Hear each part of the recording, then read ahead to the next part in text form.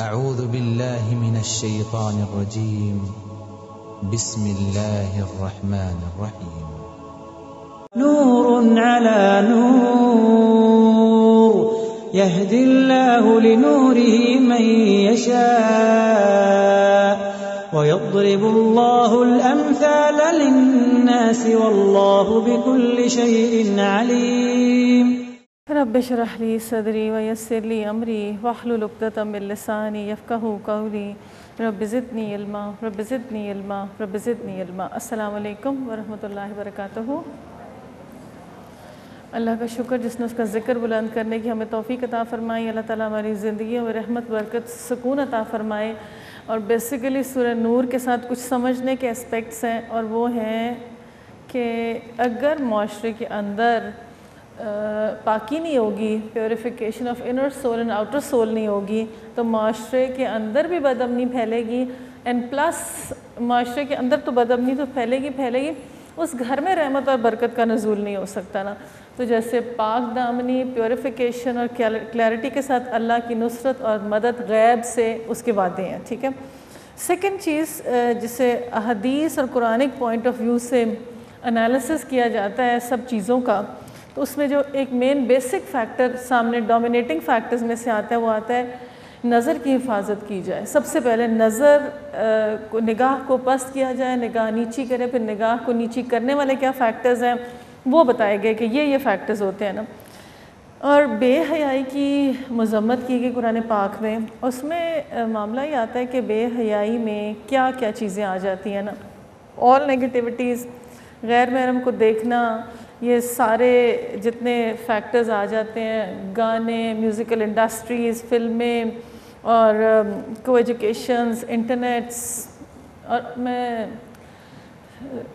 ایک صورت اور کی پریپریشن کر رہی تھی، تو اس میں نا ایک اسکالر نے اتنا کہا کہ یہ جو ہم کسی کی فیس بک دیکھتے بھی ہیں نا، یہ تجسس کے زمرے میں آتا ہے، اور یہ قرآن پاک میں اس کو کبائر میں سے گئے، کبیرہ گناہ کہا گیا۔ تجسس مت کرو کسی کی لائف کے بارے میں نا، اس کے لنک سے ادھر سے گھس کے اس کو ڈھونڈ کے اس کو لنک مطلب پکڑ ہی لیں گے کسی نہ کسی طرح لنک نکال کے نا، چاہے کوئی نہیں بھی لنک بنانا چاہتا کوئی نہ کوئی لنک بنا لیتے ہیں اس کے ساتھ نا۔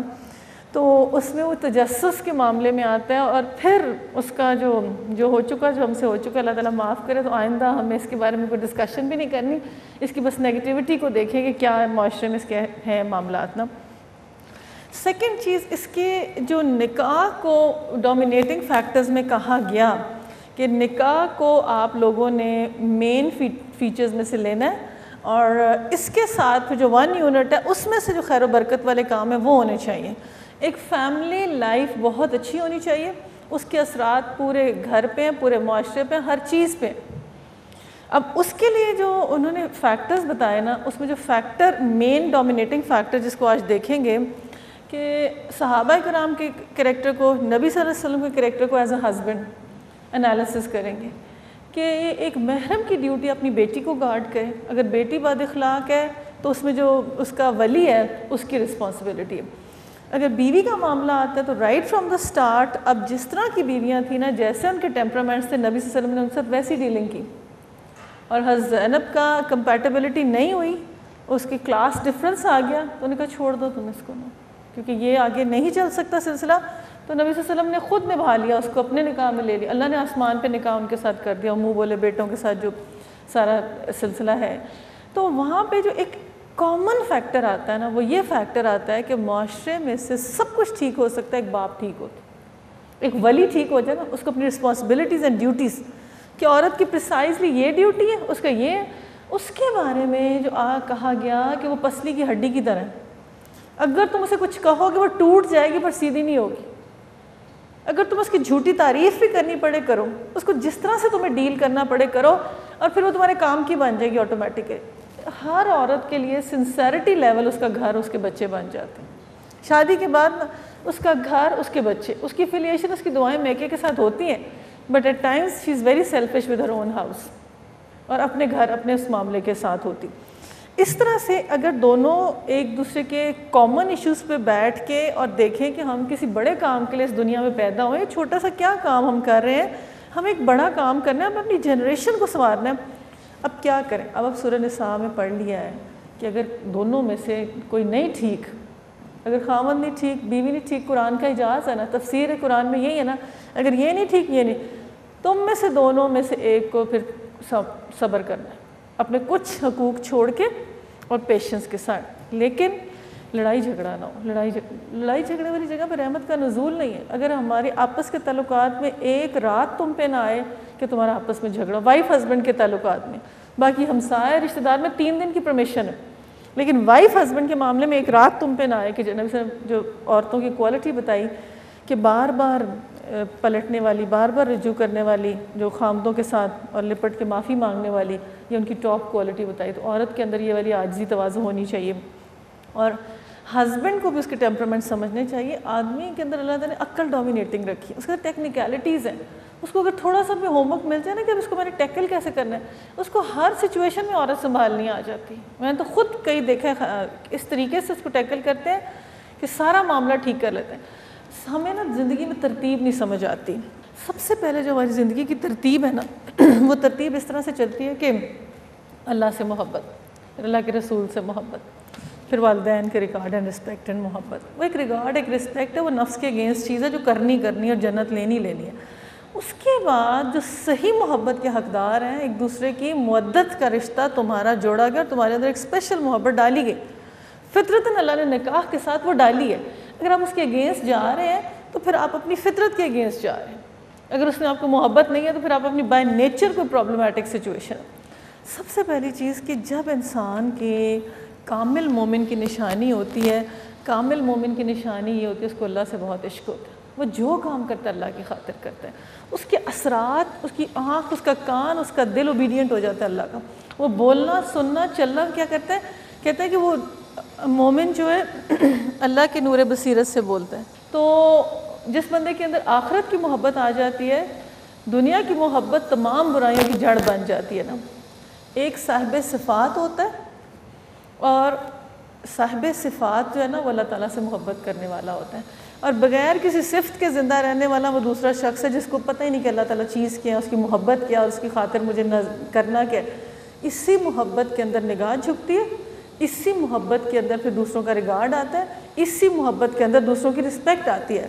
اس میں آتا ہے کہ پھر جب انسان اللہ تعالیٰ سے ڈیپلی محبت کرتا ہے تو پھر اللہ تعالیٰ بندوں سے محبت کرتا ہے۔ یہ سٹیج ہے جہاں پہ رحمت، برکت، نزول اور آسانیاں ہونا شروع۔ بے شمار دلائل قرآن پاک میں کہ میں اپنے بندوں سے محبت کرتا ہوں، میں اپنے بندوں سے محبت کرتا ہوں، اور پھر ان بندوں سے محبت کے لیے کیا ہے، بندوں سے محبت کے لیے قرآن پاک میں ڈکلیئرنس آتی کہ تم سب سے زیادہ اچھے تب ہو جو آپس میں نرم خو ہو۔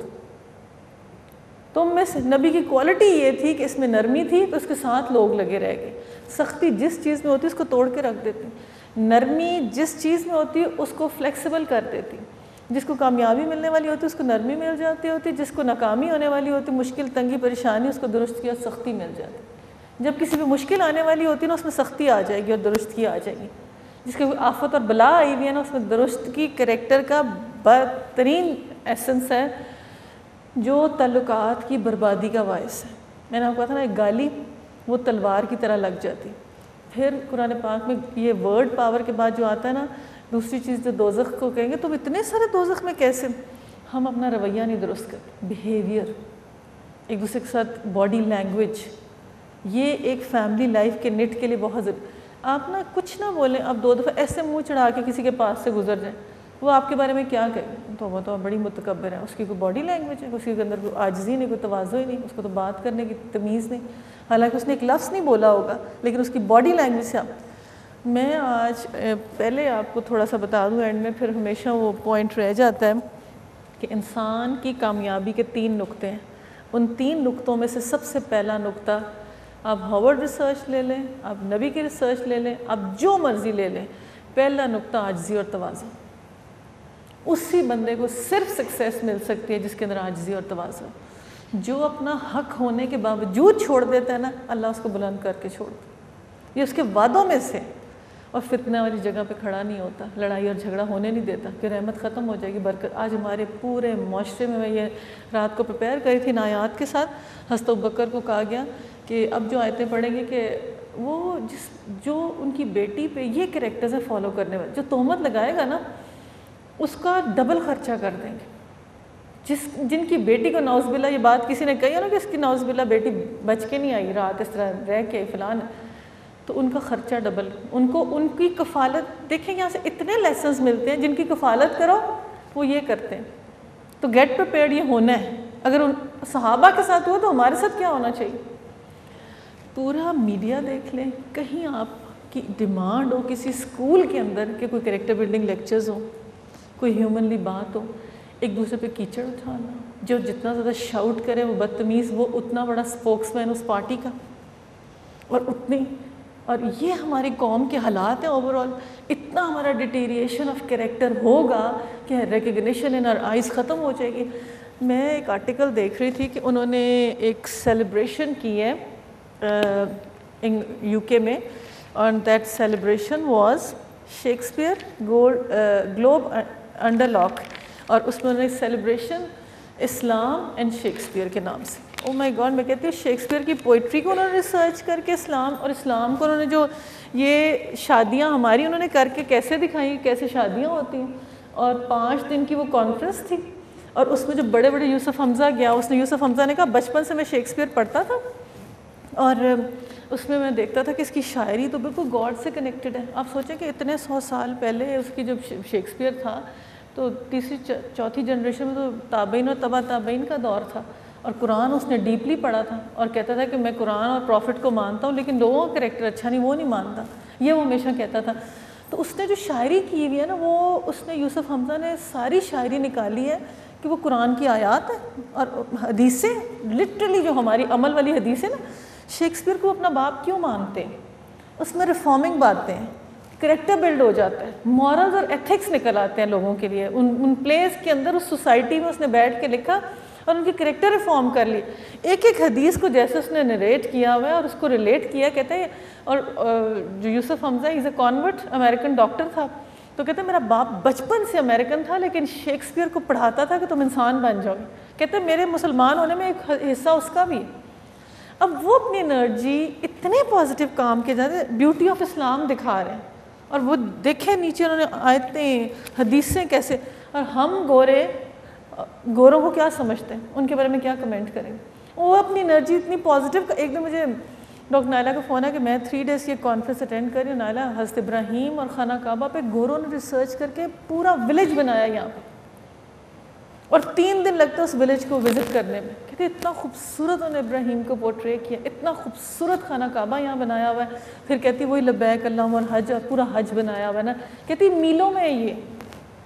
اور ہمارے دیکھیں کیا پروگرامز ہوں گے اگر ہمارا کوئی کانفرنس، ہماری کوئی چیز، ہماری انرجیز، ہمارے گولز کرٹیسزم، لڑائیاں، جھگڑا، نو پروڈکٹیوٹی، یہ ہے.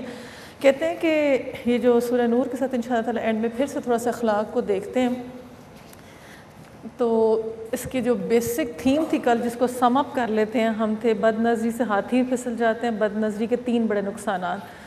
امیجنری ورلڈ میں بندہ چلا جاتا ہے اور اس کے بعد حق و باطل کا فرق ختم ہو جاتا ہے، سنت جو ہے اس سے دوری ہو جاتی ہے، اور دماغ ہر طرف. آپ دیکھیں تھوڑی دیر کے لیے رات کو ٹی وی دیکھ کے اس میں وہی چیز مائنڈ میں رہے گی نا.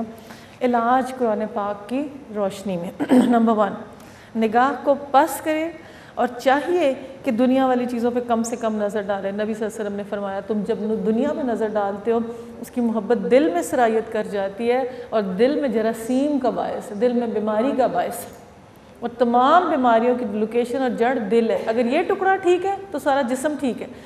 باہر سے ہم کھا رہے ہیں، پی رہے ہیں اس مادی جسم کے ساتھ، جس نے قبر کے اندر جانا ہے، جس کی غذا زمین کی ہے. اندر جو دل جس کو روحانی نور چاہیے، جس کو آج ہم دیکھیں گے، اگر وہ نور ہمارے پاس ایگزسٹ نہیں کر رہا تو ہم ناکام ہیں. ہمارا شرح سطر ہی نہیں کھل رہا، ہمارا دل ہی نہیں کھلا ہوا، کیونکہ اس کے اندر بہت کچھ ہے. یہ جتنا مادی جسم ہے نا، باہر کی چیزیں اس کو دل تک نہ جانے دیں، کسی کی چیز کی محبت کو obsession تک نہ جانے دیں. اس کو باہر کی باڈی کی غذا ہی رکھے کہ یہ کھانا، یہ پینا، یہ پہننا، یہ بڑا سیکنڈری ہے. جو اندر والا بات ہے نا، اس کی جو غذا ہے اس کے اوپر بڑا مجھے امپورٹنٹ. اس دل کے اوپر جو چیزیں جا کے ہٹ اور کلک کرتی ہیں اور عبادات کی لذت ختم کرتی ہیں، وہ کلکنگ چیزوں کو پرے کرتے ہیں. انوائرمنٹ میں، لوگوں میں، چیزوں میں سلوشن. یہ آپ کو بتاؤں کہ یہ جو اپنے لیتے ہیں نا سب سے پہلے پیری مریدی میں مرید بناتے ہیں سب سے پہلے، تو مرید کے لیے جو 40 دن، پھر 1 مہینہ، اچھا ٹھیک اب تم ٹھیک ہو گئے، پھر 2 مہینے کا ٹیسٹ، پھر 3، پھر سال کا ٹیسٹ، پھر اس کے بعد اگلا لیسن دیتے ہیں کہ پہلے دنیا بتاؤ کہ کتنی تم نے ریڈیکیٹ کی ہے، پہلے دنیا کی نظر، کیونکہ سب سے پہلے تو بات ہی ہے نبی صلی اللہ علیہ وسلم کی نصیحت یہ ہے کہ دنیا تمام مصیبتوں کی جڑ ہے، اس کو ہم دیکھی جاتے ہیں۔ جتنی جلدی ممکن ہو سکے دیندار فرما بردار لوگوں کی صحبت اختیار، دیندار فرما بردار، کہ لوگ دیندار ہوتے ہیں وہ درست ہوتے ہیں، بد اخلاق ہوتے ہیں، مینرزم میں زیرو ہوتے ہیں، دیندار فرما بردار لوگوں کی صحبت اختیار کریں۔ انسان کے لیے جو اس کی بھوک ہوگی نا اللہ تعالیٰ اس کے مطابق اس کو دے دے گا، جو چیز آپ چاہیں گے نا اللہ تعالیٰ کے شکر گزار بندوں میں سے شامل ہو جائیں گے اگر ایسی چیزوں کی طرف اپروچ کر لیں گے۔ پھر اللہ تعالیٰ فرماتے ہیں بے شک جو ڈرتے ہیں جب ان پر شیطانی لشکروں سے گھیرا کیا جاتا ہے، جلد اللہ کا ذکر، کانسٹنٹلی اللہ کا ذکر کریں، یہ ہے سلوشن۔ ہر وقت گھر میں بھی اللہ کا ذکر، اور برائی کو برائی کہنا آل دا ٹائم۔ اگر ریکگنیشن آف برائی ختم ہو جائے تو پھر پارٹ آف برائی بننا کوئی مشکل نہیں رہ جاتا۔ حدیث میں آتا ہے نبی صلی اللہ علیہ وسلم نے فرمایا نظر کی حفاظت کے متعلق انسان کی چہرے کی کشش تو اپنی جگہ، نبی صلی اللہ علیہ وسلم نے جانوروں کی شرمگاہ دیکھنے سے نبی صلی اللہ علیہ وسلم نے ارشاد فرمایا کسی غیر محرم پر اچانک نظر پڑ جائے، اس کا حسن و جمال اتر جائے تو فوراً اپنے گھر چلا جا۔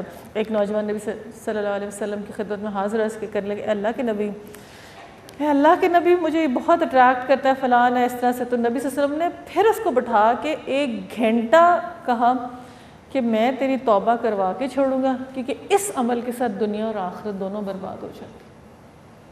بد نظری، نیگیٹیوٹی، ہم اس میں سے اپنے لیے سلوشن دیکھیں کہ ہم اپنے بچوں کی چاہتے ہیں کہ دنیا اور آخرت دونوں تباہ ہو جائے، ہمیں کس طرح سے سارٹ آؤٹ کرنا ہے، کس طرح سے ان کو ان ساری چیزوں میں سے نکالنا ہے۔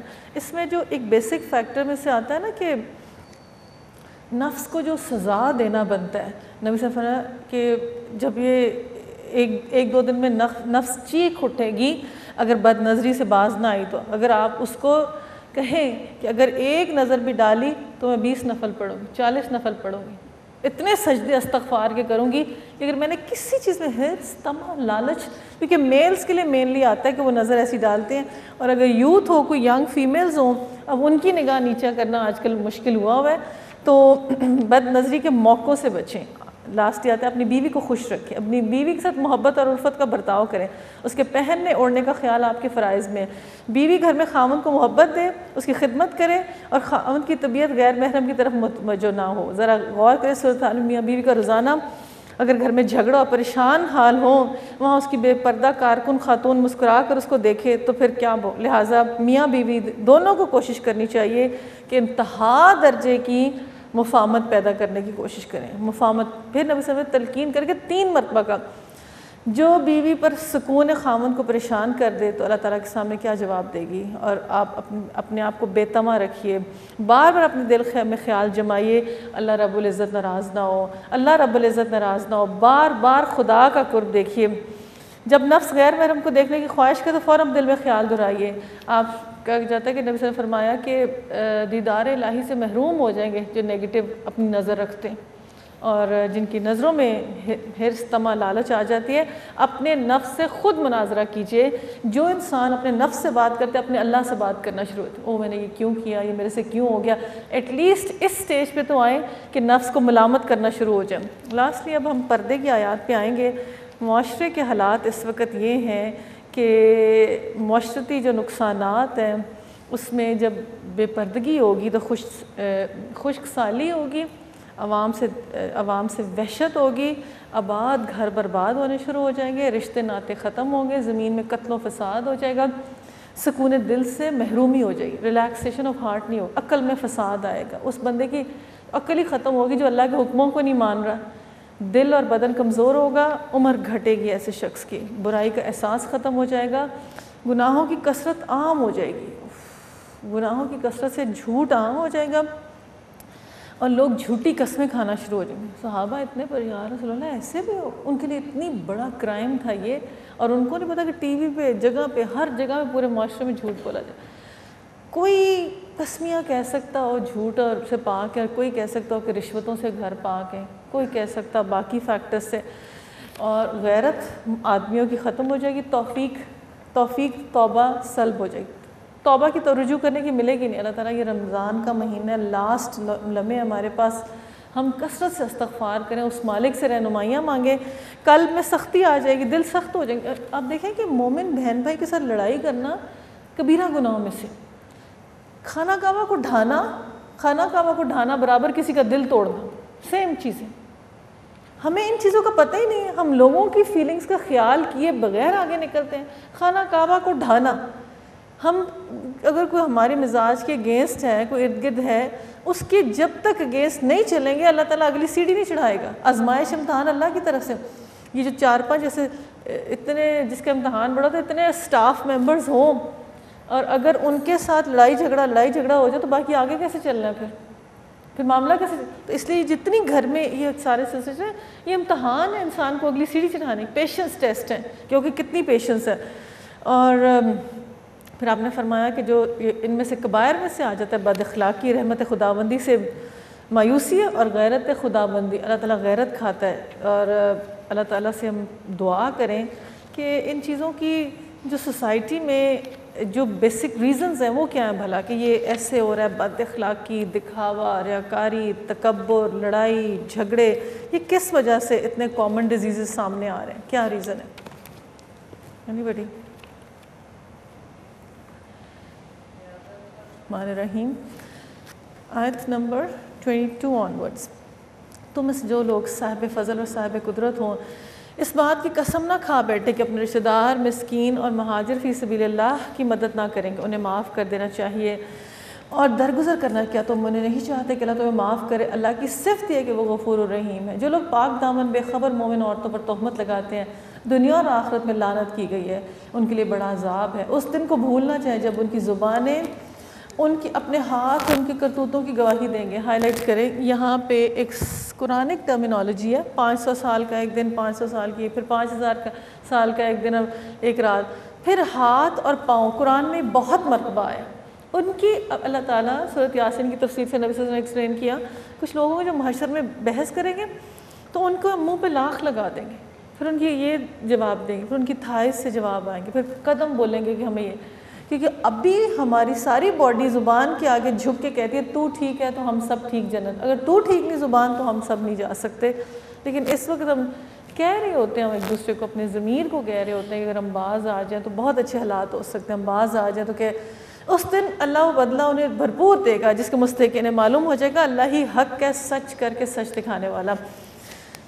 بڑی سخت آیت ہے. خبیث عورتیں خبیث مردوں کے لیے، خبیث مرد خبیث عورتوں کے لیے، پاکیزہ عورتیں پاکیزہ مردوں کے لیے. بڑا سخت اللہ تعالیٰ ناراض ہے. حضرت عائشہ کی شان برات میں آیات آنے والی ہیں تو، اور مردوں کے لیے، اور پاکیزہ مرد پاکیزہ، اور ان کا دامن پاک ہے، ان باتوں سے جو بنانے والے بناتے ہیں ان کے لیے مغفرت اور رزق کریم ہے. اے لوگوں جو ایمان لائے ہو، اپنے گھروں کے سوا دوسروں کے گھر میں داخل نہ ہو جب تک کہ گھر والوں کی رضا نہ لے لو، گھر والوں پر سلام نہ بھیج لو. یہ طریقہ تمہارے لیے بہتر ہے، توقع کہ تم اس کا خیال رکھو گے. پھر اگر کسی کو نہ پاؤ تو داخل نہ ہو جب تک کہ تم کو اجازت نہ دی جائے. اگر تم سے کہا جائے کہ واپس چلے جاؤ تو واپس جاؤ، یہ تمہارے لیے زیادہ پاکیزہ ہے. جو کچھ تم کرتے اللہ سے خوب جانتا ہے. اللہ تمہارے لیے اس کی کوئی مذائقہ نہیں ہے کہ ایسے گھروں میں داخل ہو جو کسی کے رہنے کی جگہ نہ ہو، اور جن میں تمہارے فائدہ یا کام کی کوئی چیز تم جو ظاہر کرتے ہو، جو کچھ چھپاتے ہو سب کی اللہ کی خبر ہے. ہائی لائٹ کریں آج اس نقطے کو سمجھیں کہ کسی کے گھر میں داخل ہونے کی اجازت نہیں ہے. کس طرح سے اجازت نہیں ہے؟ دیکھیں کتنی اجازت ہے. جب تک کہ سلام نہ بھیج لو، جب تک 3 ٹائمز نوک نہ کرو اور اگلا بندہ پتہ نہیں کس حلیے میں بیٹھا ہے، کیسے بیٹھا ہے، اور اس کی فیملیارٹی اندر دوٹا ایک پھر تھوڑا ویٹ کرو، پھر 2، پھر اس لیے فون بیلز بھی کہتے ہیں 3 بجائیں سے زیادہ نہ بجائیں اگر کسی نے جواب دینا تو.